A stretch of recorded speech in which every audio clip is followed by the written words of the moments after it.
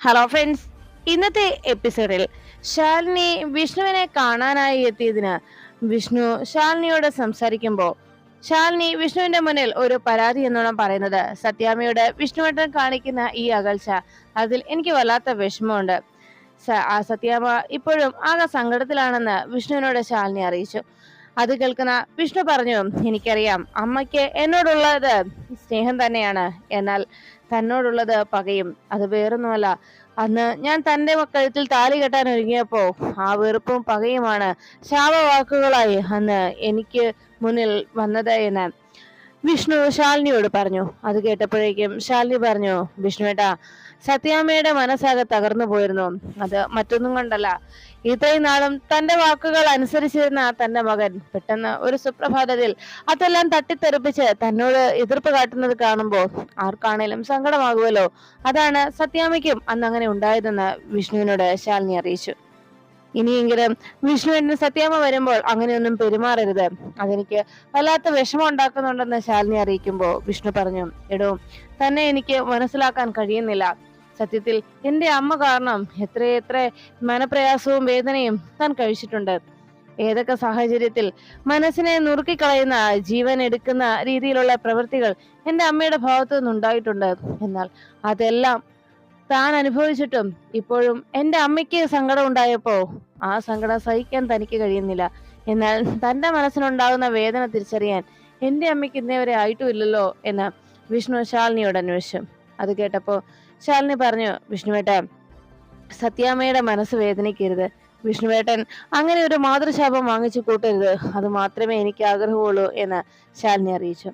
സത്യാമ്മയോട് ഇനി അങ്ങനെ ഒരു വിരോധവും കാട്ടില്ലെന്ന് ശാലിനി ഓർമ്മപ്പെടുത്തുമ്പോ വിഷ്ണു പറഞ്ഞു, ഇനി നമുക്ക് ഒരുമിച്ച് ഒരു ജീവിതം, തന്റെ കൂടെയുള്ള ഒരു ജീവിതത്തിന് വേണ്ടിയാണ് ഞാൻ ഇപ്പോഴും കാത്തിരിക്കുന്നതെന്ന് വിഷ്ണു അറിയിക്കുമ്പോൾ ശാലിനി പറഞ്ഞു, എല്ലാം ശരിയാകും, ഉടനെ തന്നെ എല്ലാത്തിനും ഒരു പരിഹാരം നമുക്ക് കണ്ടെത്താം എന്ന് പറഞ്ഞ് വിഷ്ണുവേട്ടൻ ധൈര്യമായിട്ടിരുന്നോളൂ എന്ന് പറഞ്ഞ് ശാലിനി അവിടെ നിന്ന് പുറപ്പെട്ടു. ശാലിനി പോയി പുറത്തേക്ക് ഇറങ്ങി വരുമ്പോ അവിടെ വാതിക്കൽ പാറാവ് നിന്നിരുന്ന ഒരു പോലീസ് ഉദ്യോഗസ്ഥൻ ഹലോ മേഡം എന്ന് വിളിച്ചു. ശാലിനി വളരെ ഞെട്ടലോടെ അയാളെ നോക്കി അങ്ങനെ നിന്നു. ഇതേ സമയത്ത് ശാലിനി അങ്ങനെ ഹോസ്പിറ്റലിൽ നിന്ന് ഇറങ്ങി വരുമ്പോ ഹോസ്പിറ്റലിൽ നിന്ന് വിഷ്ണുവിനെ ലോക്കപ്പിലേക്ക് ആക്കി അവിടുന്ന് മടങ്ങുന്ന നേരത്ത് ശാരദാമ്മ വിഷ്ണുവിന്റെ ഉണ്ടായ അപകടത്തിൽ നിന്ന് വിഷ്ണു രക്ഷപ്പെടണേ എന്ന് മനമുരുകി പ്രാർത്ഥിച്ചുകൊണ്ട് ഭക്ഷണം പോലും, ഒരു തുള്ളി ജലം പോലും കുടിക്കാതെ, ജലപാനം പോലും നടത്താതെ ശാരദാമ്മ ഭഗവാന്റെ മുന്നിൽ കണ്ണുനീരോടെ കാത്തിരുന്നു. ആ സമയത്ത് ശാരദാമ്മയുടെ വിവരങ്ങൾ അറിയുവാൻ വീട്ടിലേക്ക് മടങ്ങിയെത്തിയ ശാലിനി ശാന്തേച്ചിയുടെ കാര്യം അന്വേഷിച്ചു. എനിക്ക് നല്ലൊരു ചായ കൂടി വേണമെന്ന് ശാലിനി ആവശ്യപ്പെടുമ്പോ ഇപ്പൊ കൊണ്ടുവരാൻ കുഞ്ഞേന്ന് ശാന്ത പറയുന്നതോടൊപ്പം അമ്മ എവിടെയെന്ന് ശാലിനി അന്വേഷിച്ചു. ശാരദാമ്മ കുഞ്ഞ് ഇവിടെ ഫോൺ വിളിച്ചപ്പോ റൂമിൽ കയറി, പൂജാമുറിയിൽ കയറി ഇരിക്കുന്നതാണ്. ഇതുവരെ ഒരു തുള്ളി വെള്ളം പോലും കുടിച്ചിട്ടില്ല. ഭഗവാനോട് കണ്ണുനീരോട് പ്രാർത്ഥിക്കുകയാണ്. എന്തെങ്കിലും കഴിക്കാൻ വിളിച്ചു കഴിഞ്ഞാൽ എന്നോട് ദേഷ്യപ്പെടുകയുമാണ് എന്ന് ശാരദാമ്മയെ കുറിച്ച് ശാന്ത വിഷമത്തോടെ അറിയിച്ചു. എല്ലാം കേട്ട് കഴിഞ്ഞത് ശാലിനി പറഞ്ഞു, ശാന്തേച്ചി, സാരമില്ല, അമ്മയുടെ സങ്കടം അറിയാമല്ലോ, ഞാൻ അമ്മയെ നോക്കാം, ഭക്ഷണം കഴിക്കാതിരുന്നാൽ എങ്ങനെയാണെന്ന് പറഞ്ഞ് ശാലിനി വേഗം പൂജാമുറിയിലേക്ക് ചെന്നു. പൂജാമുറിയിൽ കണ്ണുനീരോടെ ഭഗവാനോട് പ്രാർത്ഥിച്ച്, എന്റെ കുഞ്ഞിന് ആപത്തൊന്നും വരുത്തരുതേ, വിഷ്ണുമോന് ഞാൻ എന്റെ ഈ കൈകൊണ്ട് അങ്ങനെ വിഷം കൊടുക്കുവോ? ഒരിക്കലുമില്ല. എന്റെ മോളുടെ താലിയറ്റ് കളയാൻ ഞാൻ ഒരിക്കലും ആഗ്രഹിക്കില്ല. അങ്ങനെ ഒരു ചിന്ത പോലും മനസ്സിൽ ആർക്കും ഉണ്ടാകരുതേ എന്ന് പ്രാർത്ഥിക്കുന്നവളാണ് ഞാൻ. എന്നിട്ടും എന്തിനാ ദേവി എനിക്ക് നേരെ ഇങ്ങനെയൊരു ആരോപണം വന്നത്? എങ്ങനെയാണ് ദേവി ഇത്തരത്തിലുള്ള പരീക്ഷണങ്ങൾ എന്റെ നേരെ നടത്തുന്നത് എന്നെല്ലാം ശാരദാമ്മ സങ്കടത്തോടെ ചോദിച്ചുകൊണ്ടിരിക്കുമ്പോൾ അവിടേക്ക് ശാലിനി എത്തി. അമ്മയെന്ന് വിളിച്ചതും ശാരദാമ്മ വേഗം ചാടി എഴുന്നേറ്റ് ശാലിനിയുടെ അരികിലേക്ക് എത്തി. മോളെ, വിഷ്ണുവിന് എങ്ങനെയുണ്ട്? ഇപ്പോ എങ്ങനെയാണ് അവന്റെ നില? അവൻ അപകട നിലയൊക്കെ തരണം ചെയ്തോ? ഇപ്പോഴെങ്ങനെയാ അവന്റെ അവസ്ഥ എന്നെല്ലാം വളരെ പ്രതീക്ഷയോടെ ചോദിക്കുകയാണ്. ആ സമയത്ത് പെട്ടെന്ന് ശാലിനി പറഞ്ഞു, അമ്മേ, വിഷ്ണുവേട്ടന്റെ കാര്യം വല്ലാതെ രക്തം ഛർദ്ദിച്ചു പോയിരുന്നു. അതുപോലെ ശരീരമാസകലം ആ ബ്ലഡ് ഉണ്ടായ വിഷം ദേഹമാസകലം വ്യാപിച്ചതല്ലേ. ഡോക്ടർമാര് കുറെ പണിപ്പെട്ടു അതിൽ നിന്നൊന്ന് റിക്കവർ ചെയ്തെടുക്കാൻ. പിന്നെ ഒരു വിധത്തിൽ അതെല്ലാം റെഡിയാക്കി മാറ്റിക്കഴിഞ്ഞപ്പോ വിഷ്ണുവിന് ആശ്വാസം തോന്നിയ സമയത്ത് വിഷ്ണുവൻ ഓക്കെ ആയെന്ന് മനസ്സിലാക്കിയതോടെ ചന്ദ്രബോസ് ഉടനെ തന്നെ വിഷ്ണുവിനെ ലോക്കപ്പിലേക്ക് മാറ്റണം നിർബന്ധം പിടിച്ചു. അതുകൊണ്ട് വിഷ്ണുവേട്ടനെ ലോക്കപ്പിൽ കൊണ്ടുചെന്നാക്കി, പോലീസ് സ്റ്റേഷനിൽ കൊണ്ടുചെന്ന് ലോക്കപ്പിലാക്കിയതിന് ശേഷം ഞാൻ മടങ്ങി വരുന്നത് എന്ന് ശാലിനി അറിയിച്ചു. എല്ലാം കേട്ടതും ശാരദാമ്മ പറഞ്ഞു, എങ്കിലും മോളെ, ഇങ്ങനൊരവസ്ഥ, അതിൽ നിന്ന് എങ്ങനെയാണ് എൻ്റെ വിഷ്ണു കുഞ്ഞിനെ രക്ഷപ്പെടുത്തുക എന്ന് ചോദിച്ചപ്പോൾ ശാരദാമ്മയോട് ശാലിനി പറഞ്ഞു, അമ്മേ, ഇപ്പോൾ അമ്മ മറ്റൊന്നും ആലോചിക്കണ്ട. അമ്മ വേഗം വന്നേ, എൻ്റെ കൂടെ വന്ന് ഭക്ഷണം എന്തെങ്കിലും കഴിച്ചേ. അമ്മ ഇങ്ങനെ ഒന്നും കഴിക്കാതെ ഇവിടെ ഇരിക്കുന്നത് കൊണ്ട് എന്താണ് ഫലം? അമ്മ തെറ്റ് ചെയ്തിട്ടില്ലെന്ന് അമ്മയ്ക്ക് അറിയാമല്ലോ. അതുകൊണ്ട് വന്നേ, നമുക്ക് പോകാം. അത് കേട്ട് ശാലിനി ശാരദാമ്മയെ വിളിച്ചുകൊണ്ട് പോകാൻ തുടങ്ങുമ്പോൾ ശാരദാമ്മ ശാലിനിയെ പിടിച്ചു നിർത്തി. എടി മോളെ, നീ സത്യം പറ, ഇനി എന്താ വിഷ്ണു കുഞ്ഞിന്റെ കാര്യത്തിലുള്ള തീരുമാനം? മോനെ എങ്ങനെ പുറത്തിറക്കാൻ പറ്റും? ഈ ഒരു കാര്യത്തിൽ വിഷ്ണു കുഞ്ഞിനോട് ഇങ്ങനെ ഒരു ചതി ചെയ്ത് ആരാന്ന് എന്തെങ്കിലും അറിയാൻ കഴിഞ്ഞിട്ടുണ്ടോ എന്ന് ശാരദാമ്മ ചോദിക്കുമ്പോൾ ശാലിനി പറഞ്ഞു, അമ്മേ, ഇങ്ങനെ ഒരു ക്രൂരത കാണിച്ചത് വേറെ ആരും അല്ലമ്മേ, അത് തൊപ്പിയും മേലാളന്മാരായിട്ടുള്ളവരെ തന്നെയാണ്. തൊപ്പിയും മറ്റ് ഔദ്യോഗിക പദവിയൊക്കെ ഉള്ളവർ തന്നെയാണ് ഇതിനെല്ലാത്തിനും പിന്നിലുള്ളത് എന്ന് പറഞ്ഞപ്പോൾ ശാരദാമ്മ പറഞ്ഞു, ഇത്രയും ദ്രോഹങ്ങളൊക്കെ ദ്രോഹിക്കാനായിട്ട്, അതും ഇത്രത്തോളമൊക്കെ അനുഭവിച്ചിട്ടും വീണ്ടും ഇതുപോലെയുള്ള ദ്രോഹങ്ങൾ കാണിച്ചു കൂട്ടാൻ അങ്ങനെയും മനുഷ്യരുണ്ടോ എന്ന് ചോദിച്ചപ്പോൾ അതേ അമ്മേ, അവർ മനുഷ്യർ കൂട്ടത്തിൽ പെടുത്താൻ കഴിയുന്നവരല്ല, എങ്കിലും അവർക്കൊക്കെ തിരിച്ചടി കൊടുക്കാനായിട്ട് ഞാൻ എൻ്റെ വിഷ്ണുവേട്ടനെ തിരിച്ചു കൊണ്ടുവരുമമ്മേ. വിഷ്ണുവേട്ടന് ഒരാപത്തും കൂടാതെ ഞാൻ തിരിച്ചു കൊണ്ടുവന്നിരിക്കും. വിഷ്ണുവേട്ടൻ തിരികെ വരും. വിഷ്ണുവിനെ എനിക്ക് പുറത്തിറക്കണം. ഇത്രയൊക്കെ ചെയ്തു കൂട്ടിയവർക്ക്, ഇതുപോലെയെല്ലാം നമ്മളെ ദ്രോഹിച്ചവർക്ക് തിരിച്ചടി കൊടുക്കണ്ടേ? അവര് ഇത്രത്തോളം ചെയ്തു വെച്ചതിന് അവർക്ക് മറുപടി നൽകാൻ, അവരെ കൊണ്ടെല്ലാം മറുപടി പറയിക്കുന്നതിന് വേണ്ടി എൻ്റെ വിഷ്ണുവേട്ടനെ ഞാൻ പുറത്ത് കൊണ്ടുവരും. തെറ്റുകൾ ചെയ്യാത്ത എൻ്റെ വിഷ്ണുവേട്ടനെ എല്ലാവർക്കും മുന്നിൽ മോചിതനായിട്ട് ഞാൻ കൊണ്ടുവന്നിരിക്കുമെന്ന് ശാലിനി പറയുമ്പോൾ അത് കേട്ട ശാരദാമ്മ ചോദിച്ചു, എടി മോളെ, നിനക്ക് എന്തെങ്കിലും അതിനെക്കുറിച്ച് അറിയാൻ കഴിഞ്ഞിട്ടുണ്ടോ? എന്തൊക്കെയോ കാര്യങ്ങൾ നീ മനസ്സിൽ മറച്ചു വെച്ചുകൊണ്ടാണല്ലോ പറയുന്നത് എന്ന് ചോദിച്ചപ്പോൾ ശാലിനി പറഞ്ഞു, അതേ അമ്മേ, ചതി എല്ലായിടത്തും ഉണ്ടമ്മേ. അത് മാത്രമല്ല, ഇപ്പോ അവിടെയാണെങ്കിൽ നമുക്കൊപ്പം നിൽക്കുന്ന കുറച്ച് പോലീസുകാർ സ്റ്റേഷനിലും ഉണ്ട്. അതുകൊണ്ട് അവിടെ വിഷ്ണുവേട്ടനെതിരെ എന്ത് അതിക്രമം നടന്നാലും അത് നമ്മളെ അറിയിക്കാൻ ആളുകൾ അവിടെയുണ്ട്. അതോർത്ത് വിഷമിക്കേണ്ടതില്ല എന്ന് ശാലിനി ശാരദാമ്മയോട് അറിയിച്ചു. അതെല്ലാം കേട്ട് ശാരദാമ്മ സമാധാനത്തോടെ ഇരുന്നു. പിന്നീട് ശാലിനി അങ്ങനെ പറഞ്ഞ് ശാരദാമ്മയെ ആശ്വസിപ്പിച്ച് കൂടെ കൂട്ടിക്കൊണ്ടു പോകാൻ തുടങ്ങുമ്പോൾ അവിടെ കാർത്തികയുടെ അരികിലെത്തിയ മധുശ്രീ കാർത്തികയെ വെല്ലുവിളിച്ചുകൊണ്ട് തന്നെ ഇരിക്കണം. നിനക്കിനി എങ്ങനെയുള്ള മരണമാണ് വേണ്ടത്? നീ വിഷ്ണുവിനോടൊപ്പം നീ എന്തായാലും പരലോകത്തേക്ക് പൊയ്ക്കോ, അതാണ് നിനക്ക് നല്ലത്. കാരണം ഒന്നിച്ച് ജീവിക്കാൻ ആഗ്രഹിച്ചവരല്ലേ. ആഗ്രഹിച്ചവർ എന്ന് പറയാൻ കഴിയില്ല, നീ ആഗ്രഹിച്ചു, അതിനുള്ള തയ്യാറെടുപ്പുകൾ നീ നടത്തി. പക്ഷേ വിധി അതിന് അനുവദിച്ചില്ല. അതാണല്ലോ സംഭവിച്ചത്. നിനക്ക് വേണ്ടി ഞാൻ എന്തെല്ലാം കഷ്ടപ്പാടുകൾ സഹിച്ചു. സത്യത്തിൽ ഞാൻ നിനക്ക് വേണ്ടിയല്ലേ ഇതെല്ലാം ചെയ്ത്. പരലോകത്ത് ചെല്ലുമ്പോൾ നരകം വേണോ സ്വർഗം വേണോ എന്നൊരു ചോദ്യം ഉണ്ടാവുമല്ലോ. അപ്പോൾ എനിക്ക് സ്വർഗലോകം തന്നെ കിട്ടുന്നതിന് വേണ്ടിയാണ് ഞാൻ ഇങ്ങനെ ഒരു അതിക്രമം നിന്നോട് കാട്ടുന്നത്. അത് കേട്ടത് മധുശ്രീയോട് കാർത്തിക ചോദിച്ചു, ഞാൻ എന്ത് തെറ്റ് ചെയ്തിട്ടാ നീ എന്നെ ഇങ്ങനെ ഇട്ട് ക്രൂശിക്കുന്നത് എന്ന് ചോദിച്ചപ്പോൾ മധുശ്രീ പറഞ്ഞു, അത് ഞാൻ പറഞ്ഞല്ലോ, എനിക്ക് സ്വർഗലോകം കിട്ടണം. നീ കാരണം ഈ നാട്ടിൽ എത്ര പേരാണ് വേദനിച്ചിട്ടുള്ളത്. നിനക്ക് ജന്മം നൽകിയ നിന്റെ അച്ഛനമ്മമാരെ നീ വഞ്ചിച്ചു. പിന്നീട് നിന്റെ ജീവൻ പോകാതെ നിന്നെ സംരക്ഷിച്ച് നിന്നെ കൂടെ നിർത്തിയ വിഷ്ണുവിനെ നീ ചതിച്ചു എന്ന് മാത്രമല്ല, അവന്റെ ജീവിതം തകർക്കാൻ കൂടി നീ ശ്രമിച്ചു. അതുകൊണ്ട് ഇതിനെല്ലാത്തിനും നിനക്ക് പരിഹാരം വേണ്ടേ? ഇതിനെല്ലാത്തിനുമുള്ള ഒരു മറുപടിയാണ് നിനക്ക് കിട്ടാൻ പോകുന്ന ഞാൻ വിധിക്കുന്ന മരണം. ഇനി അതല്ല, നീ ആവശ്യപ്പെട്ടതുപോലെ നിനക്ക് രക്ഷപ്പെടാനായിട്ട് അവസരം തരാൻ നീ പറഞ്ഞല്ലോ, നീ എവിടെയെങ്കിലും പോയി ജീവിച്ചോളാമെന്ന്. എന്നാൽ അങ്ങനെ ഒരു അവസരം നിനക്ക് തരികയാണെങ്കിൽ തന്നെ അതിന് ഇനി ഒറ്റൊരു വഴിയേ ഉള്ളൂ. നിന്നെ കൊലപ്പെടുത്തി എന്ന കുറ്റത്തിനാണ് അവൻ തൂക്കുകയറിൽ കയറാൻ പോകുന്നത്. വിഷ്ണു തൂക്കുകയറിൽ കയറുമ്പോൾ നീ ഈ മുഖവും വെച്ച് പുറത്തിറങ്ങിയാൽ അത് എല്ലാവർക്കും റിസ്ക് ആയിട്ടുള്ള കാര്യമാണ്. അതുകൊണ്ട് തന്നെ നിന്റെ ഈ മുഖവുമായിട്ട് നിനക്ക് ഇനി പുറത്തേക്ക് പോകാൻ കഴിയില്ല. ഒന്നെങ്കിൽ നീ പ്ലാസ്റ്റിക് സർജറി ചെയ്യണം, അതല്ലെങ്കിൽ നിന്റെ മരണം. ഇതിലേതെങ്കിലും ഒന്ന് മാത്രമേ നിനക്ക് തിരഞ്ഞെടുക്കാൻ കഴിയൂ.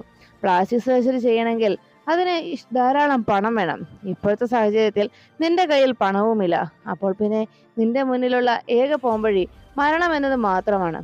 ഇനി മരിക്കാനായി ആഗ്രഹിക്കുന്ന അല്ലെങ്കിൽ മരണത്തിന് വേണ്ടി തയ്യാറെടുക്കുന്ന ഒരു കുറ്റവാളിയോട് അവസാനമായി ചോദിക്കാറുള്ളത് പോലെ ഞാൻ നിന്നോടൊരു കാര്യം ചോദിക്കാം. നിന്റെ ഒരു ആഗ്രഹം നീ പറഞ്ഞാൽ മതി. നിനക്ക് എങ്ങനെ മരിക്കണം അതാണ് ഇനി നീ പറയേണ്ടത്. എങ്ങനെയുള്ള മരണമാണ് നീ ആഗ്രഹിക്കുന്നത്? അങ്ങനെ ഒരു മരണം ഞാൻ നിനക്ക് സമ്മാനിക്കാം. നീ ആഗ്രഹിക്കുന്നത് പോലെയുള്ള ഒരു മരണം അത് ഞാൻ നിനക്ക് സമ്മാനിക്കാം. എന്താ, അങ്ങനെ ഒരു സഹായം ഞാൻ ചെയ്താൽ പോരെ എന്ന കാർത്തികയോടുള്ള മധുശ്രീയുടെ ചോദ്യം കേട്ട് കാർത്തിക ആകെ വിഷമത്തോടെ മധുശ്രീയെ നോക്കി. അപ്പോഴാണ് മധുശ്രീയുടെ ഫോണിലേക്ക് കോള് വന്നത്. കോൾ അറ്റൻഡ് ചെയ്ത് അതാ ധാര വിളിക്കുന്നറിയോ, നിന്റെ ആരാച്ചാരാണ് എന്ന് പറഞ്ഞ് കാർത്തികയോട് പറഞ്ഞുകൊണ്ട് മധുശ്രീ കോൾ അറ്റൻഡ് ചെയ്തു. ഉടനെ എന്തായി, അവന്റെ കാര്യത്തിൽ തീരുമാനമായോ എന്ന് ചോദിച്ചപ്പോ ചന്ദ്രബോസ് പറഞ്ഞു, മധുശ്രീ ഞാൻ പുറത്തുണ്ട്, നീ ഇങ്ങോട്ട് വാ.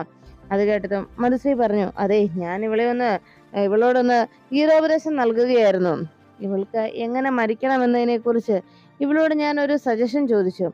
പിന്നെ ഇവളുടെ കാര്യത്തിൽ ഒരു തീരുമാനം നമുക്ക് ഉണ്ടാക്കേണ്ടതുണ്ടല്ലോ, അതുകൊണ്ട് ഇവിടെ കാര്യങ്ങൾ പറഞ്ഞ് മനസ്സിലാക്കുകയായിരുന്നു എന്ന് മധുശ്രീ അറിയിച്ചു.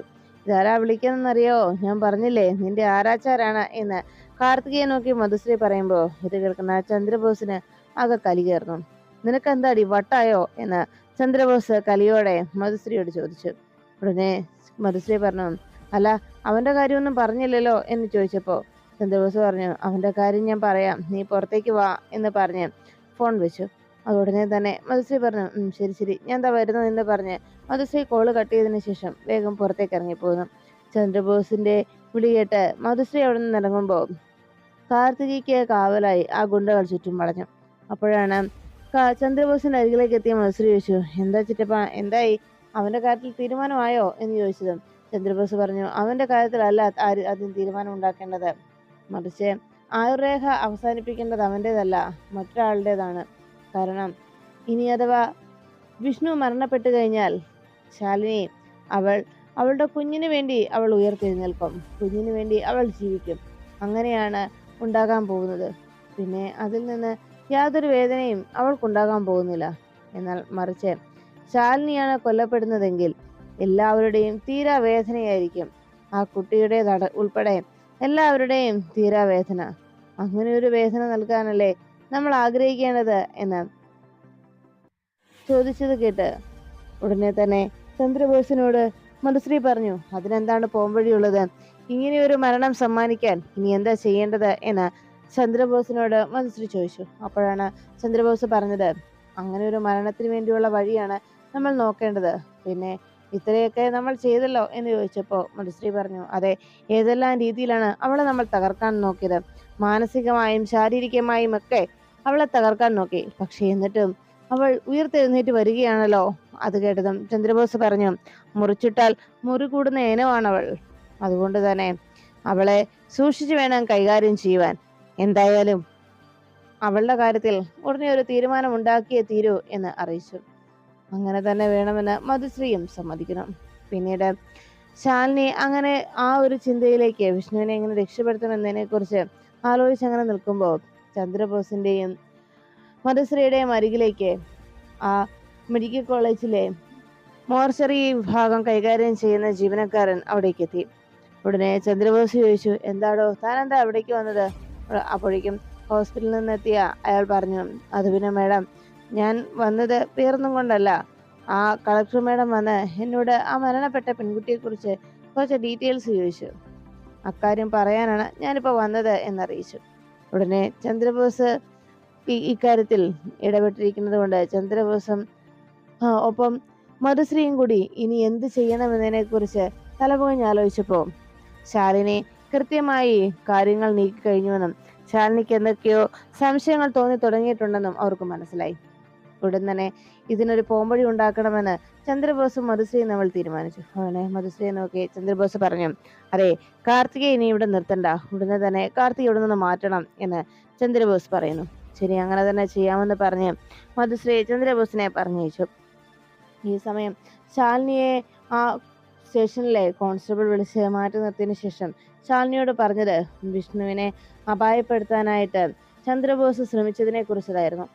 അന്ന് ശാരദാമ്മ ഭക്ഷണം കൊണ്ടുവന്ന് കൊടുത്തു കഴിഞ്ഞപ്പോൾ അത് വാങ്ങിച്ചു വെച്ചത് അവിടുത്തെ വിജയകുമാർ എന്ന പോലീസുകാരനാണെന്നും അതിനുശേഷം ആ ഭക്ഷണപ്പൊതിയിൽ ചന്ദ്രബോസ് വിഷം കലർത്തുകയും പിന്നീട് ആ ഭക്ഷണപ്പൊതി നേരെ വിജയനെ കൊണ്ട് തന്നെ വിഷ്ണുവിന്റെ കയ്യിൽ എത്തിക്കുകയായിരുന്നു ചെയ്തതെന്നുള്ള വിവരം ആ കോൺസ്റ്റബിൾ അറിയിച്ചു. അത് കേട്ടതും അതിന്റെ എന്തെങ്കിലും തെളിവുകൾ കണ്ടെത്താൻ കഴിയുമോ എന്നതായിരുന്നു ശാലിനിയുടെ ആശങ്ക. എന്തായാലും ഞാനൊന്ന് നോക്കാം മാഡം, ഇവിടുത്തെ CCTV വർക്കിംഗ് ആയിരുന്നോ, എങ്ങനെയാണ് എന്താ സംഭവിച്ചതെന്ന് ഞാൻ ഒന്ന് പരിശോധിക്കാം എന്ന് ആ കോൺസ്റ്റബിൾ ശാലിനിക്ക് വാക്ക് നൽകിയിരുന്നു. അങ്ങനെ കൃത്യമായ എവിഡൻസോടുകൂടി ചന്ദ്രബോസിനെ പിടികൂടാനുള്ള ശ്രമത്തിലായിരുന്നു ശാലിനിയും. ഒപ്പം ശാലിനിയോട് കൂടെ എല്ലാ കാര്യത്തിനും കൂട്ടു നിൽക്കുന്ന ശാലിനിയുടെ അമ്മയും മറ്റ് അനുപല്ലവിയും മറ്റെല്ലാവരും എത്രയും പെട്ടെന്ന് തന്നെ വിഷ്ണുവിന്റെ നിരപരാധിത്വം 15 ദിവസത്തിനുള്ളിൽ കോടതിക്ക് മുന്നിൽ വെളിപ്പെടുത്തണം എന്നതായിരുന്നു. ഇനി എന്താണ് പോംവഴി? ഇക്കാര്യത്തിൽ വിഷ്ണുവിനെ അപായപ്പെടുത്താൻ ശ്രമിച്ച ആളുടെ കാര്യത്തിൽ തീരുമാനമായി. എന്നാൽ എവിടെയാണ്, എങ്ങോട്ടാണ് ഇവിടെ കാർത്തിക ഓടിപ്പോയിരിക്കുന്നത്? കാർത്തികയെ എങ്ങോട്ടാണ് ഇവർ മാറ്റിയിരിക്കുന്നത്? അതിന് മാത്രമാണ് ഇപ്പോഴും ഒരു ഉത്തരം കിട്ടാത്തതെന്ന ആശങ്ക ശാലിനിയുടെ മനസ്സിനെ അലട്ടി. അങ്ങനെ വഴി സൈഡിൽ വണ്ടി ഒതുക്കിയിട്ട് ശാലിനി അതിനെക്കുറിച്ച് ആലോചിച്ചിരിക്കുമ്പോൾ പെട്ടെന്ന് അതിലെ ഒരു കാറ് പാസ് ചെയ്ത് പോവുകയും അതിൽ നിന്ന് ഒരു പെൺകുട്ടിയുടെ ബഹളം കേൾക്കുകയും ശാലിനി ചെയ്യുന്നു. ഈ സമയം കാർത്തികയും മധുശ്രീയും ചന്ദ്രബോസും പറഞ്ഞനുസരിച്ച് ആ ഗുണ്ടകൾ മറ്റൊരു താവളത്തിലേക്ക് മാറ്റാനുള്ള ശ്രമത്തിലായിരുന്നു. അങ്ങനെ കാറിൽ പിടിച്ചു വലിച്ചുകൊണ്ട് കയറ്റി അതിൽ ബലമായി കാർത്തികയുമായി പോകുന്ന സമയത്താണ് വഴിയരികിൽ ശാലിനി വണ്ടി പാർക്ക് ചെയ്ത് കിടക്കുന്ന കണ്ട് എങ്ങനെയെങ്കിലും രക്ഷപ്പെടാൻ കഴിയുമോ എന്നറിയാൻ കാർത്തിക കാറിൽ നിന്ന് ബഹളം വെച്ചത്. കാറിൽ എന്തോ പ്രശ്നമുണ്ട് എന്ന് പന്തിയോട് തോന്നുന്ന ശാലിനി പതിയെ ആ കാറിനെ ഫോളോ ചെയ്തു. കുറച്ചു ദൂരം പോയി കഴിയുമ്പോഴേക്കും അതിൽ ഒന്ന് രണ്ട് ഗുണ്ടകൾ അവർക്ക് വെള്ളം കുടിക്കാനായി ഒന്ന് പുറത്തിറങ്ങി. ആ തക്കം നോക്കി കാർത്തിക വേഗം ഡോർ തുറന്ന് പുറത്തേക്ക് ഇറങ്ങി ഓടി. ആ സമയം പുറത്തേക്ക് ഓടിപ്പോകുന്ന കാർത്തികയെ നേരിൽ കാണുന്ന ശാലിനി. ഉടനെ തന്നെ ശാലിനി വേഗം കാർത്തികയുടെ അരികിലേക്ക് ചെന്നു. രക്ഷപ്പെട്ടു പോകാനായി കാർത്തിക ശ്രമിക്കുന്നുവെന്നറിഞ്ഞതും ഗുണ്ടകളിൽ ഒരാൾ കാർത്തിക രക്ഷപ്പെടാതിരിക്കുവാനായിട്ട് കാർത്തികയുടെ ഇടം കൈയിലേക്ക് ഷൂട്ട് ചെയ്യുന്നു. രക്തം വാർന്നു നിലവിളിച്ചുകൊണ്ട് കാർത്തിക നിൽക്കുന്നത് കണ്ട് ശാലിനി വേഗം കാർത്തികയെ പിടിച്ചുകൊണ്ട് നേരെ കാറിലേക്ക് കയറണം. ആ സമയത്ത് രോഹിത്തിന്റെയും മറ്റുമൊക്കെയുള്ള സഹായം ഇപ്പോൾ അത്യാവശ്യമായിരുന്നെന്ന ആ ചിന്തയിൽ ശാലിനി ഉടനെ തന്നെ രോഹിത്തിന്റെ ഫോണിലേക്ക് വിളിക്കണം. കാർത്തികയെ വേഗം ഹോസ്പിറ്റലിലേക്ക് ശാലിനി എത്തിക്കുമ്പോൾ രോഹിത്തും അവിടേക്ക് സഹായത്തിനായി ഓടിയെത്തി. കാർത്തികയുടെ ദേഹത്തെ ബുള്ളറ്റ് പതിച്ച ഭാഗം ബുള്ളറ്റ് നീക്കം ചെയ്ത് വേഗം അത് തുണി വെച്ച് കെട്ടിക്കഴിയുമ്പോൾ കാർത്തിക പൊട്ടിക്കരഞ്ഞുകൊണ്ട് ശാലിനിയോട് പറഞ്ഞു, ശാലിനി എന്നോട് ക്ഷമിക്കണം. അന്ന് ആ മധുശ്രീ പറഞ്ഞതനുസരിച്ച് ഞാൻ അറിയാതെ ചെയ്തു പോയതാണ് ഇതെല്ലാം തന്നെ. ഹർഷൻ മറ്റൊരു പെൺകുട്ടിയെ വിവാഹം കഴിച്ചു എന്നറിഞ്ഞപ്പോൾ ഹർഷനോടുള്ള വിരോധവും ദേഷ്യവും ഒക്കെയായിരുന്നു എൻ്റെ മനസ്സിൽ. അതുകൊണ്ടായിരുന്നു ഞാൻ അന്ന് അങ്ങനെയെല്ലാം പ്രവർത്തിച്ചത്. എന്നോട് ക്ഷമിക്കണം എന്ന് പറഞ്ഞ് ശാലിനിയോട് ക്ഷമ ചോദിക്കുന്നു. ഈ സമയത്ത് ശാലിനിയോട് സങ്കടത്തോടെ ക്ഷമ ചോദിച്ചുകൊണ്ടുള്ള ആ നിമിഷത്തിലെ വേദനയോടെയുള്ള വാക്കുകളൊക്കെ വല്ലാതെ അതിശയത്തോടെ തന്നെ കേട്ടു നിന്നു.